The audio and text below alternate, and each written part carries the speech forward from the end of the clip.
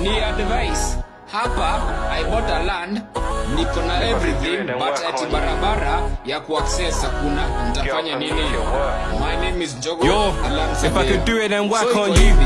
Get up and make it work. Ain't no way that I'm sitting around this now or never. I'm picking up first. You can't tell me that I won't make it. Knew that I had this gift was birth. Grinding, came out the mud like Roddy. I had no body, I came from dirt. Still came fuck, I put in the work. Painting a picture when I write lyrics. Don't call me a rapper, I'm really an artist. It's one by chance or not. I took one shot and I hit my target. I'm not even getting my prime. I'm not over 100, yeah, I'm still charging.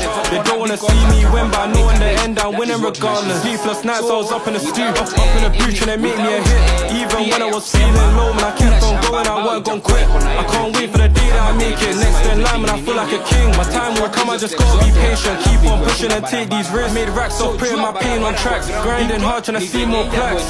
I've been going harder than ama haja kupea access. Na the only way out ni step number 1, go hii unafaa kufile uende ina surveyor's office. After mkienda ina surveyor's office, mtaweza kufile ili district surveyor afike kwa ground aweze kusuluhishwa maneno. Kwa sababu district surveyor akifika kwa ground ama akituma assistant wake, wataweza kutambulisha waseme hapa ni barabara na itapewa. Na the earlier unajaribu hizi maneno the better, kwa sababu before watu waanze kujenga.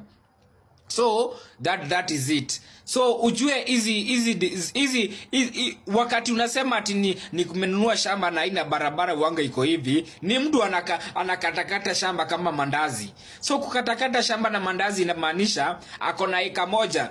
So anaamua ile pande ya juu anauzia mtu mwingine. Next anakata ka quarter anauza.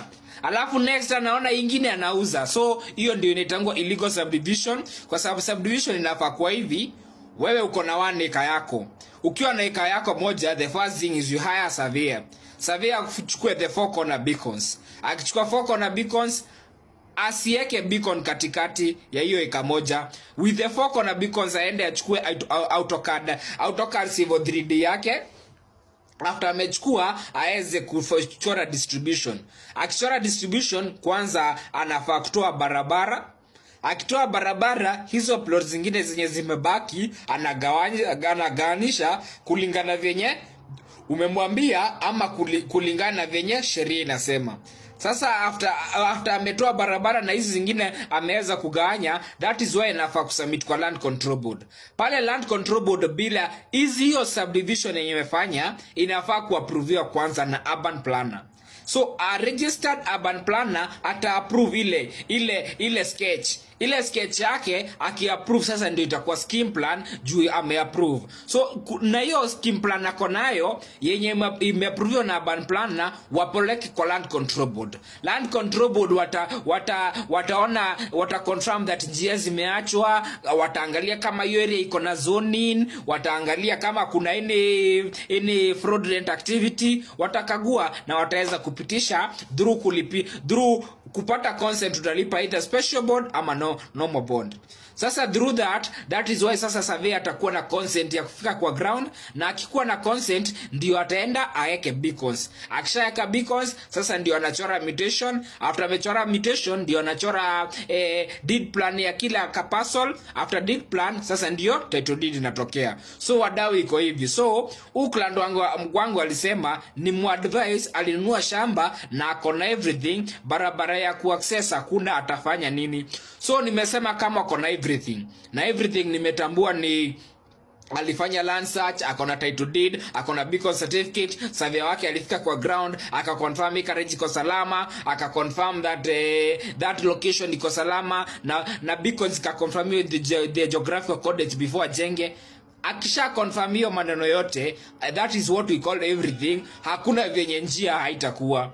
So the only thing anahitaji kuenda kwa district surveyor kuja atoe barabara. So before that anafaa kununua register index map ama survey plan. After amenunua survey plan, hizi unanunua nini? Unapata surveyor wako yule survey una trust, unamwambia kufacilitate. So utalipa ile legal fee ya kununua ile map ama ile survey plan, kuna legal fee, na sasa survey yako pia utakomeli umemlipa facilitation fee, na juu maybe hiyo siku hajakuwa kazi lazima aitishe pia consultation fee. So that is it. So wadau, thank you, I'm out. Thank you.